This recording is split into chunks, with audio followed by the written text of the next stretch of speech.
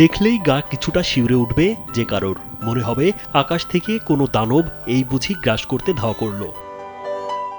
YouTube থেকে ঘুড়িটা বানাইছি। এ যেন অসাধারণ এক শিল্পকর্ম। বাহারি রং ও সাজের এ ঘুড়িটির নাম সাপ।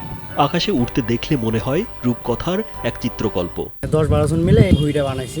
এটা বানাইতে আমাদের নিম্ন হচ্ছে আপনার 1500 থেকে 2000 টাকা খরচ হয়েছে। 70 ফুট দীর্ঘ এ ঘুড়িটি তৈরি করেছেন দিনাজপুর ঘোড়াঘাট করদোয়া পাড়ের স্কুল পড়ুয়া 10 থেকে 12 জন শিক্ষার্থী। নিজেদের টিফিনের টাকা জমিয়ে এ সাপ ঘুড়ি তৈরি করেছেন তারা। এতে সময় লেগেছে 7 থেকে 10 দিন। নেটে দেখলাম যে কি ঘুড়ি বানানো যায়, তো পরবর্তীতে দেখা গেল যে সাপ ঘুড়ি উড়াচ্ছে অনেকেই, অনেক সুন্দর লাগলো। তো আমরাও এটা দেখে এটা বানানোর পরিকল্পনা করি। এটা বানাতে 7 থেকে 8 দিন লাগছে আমাদের।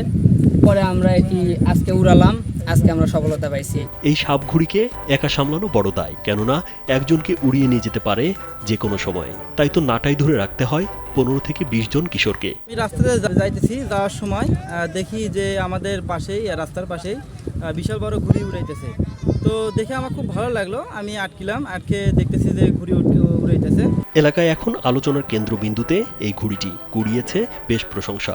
বিকেল হলেই সবাই জমায়েত হন ঘুড়িটিকে এক নজর দেখতে। আকাশে ওড়ানোর সময় সমবেতভাবে হাসি আনন্দে মেতে ওঠে সব বয়সের মানুষ। রাজীব বিশ্বাস, কালবেলা।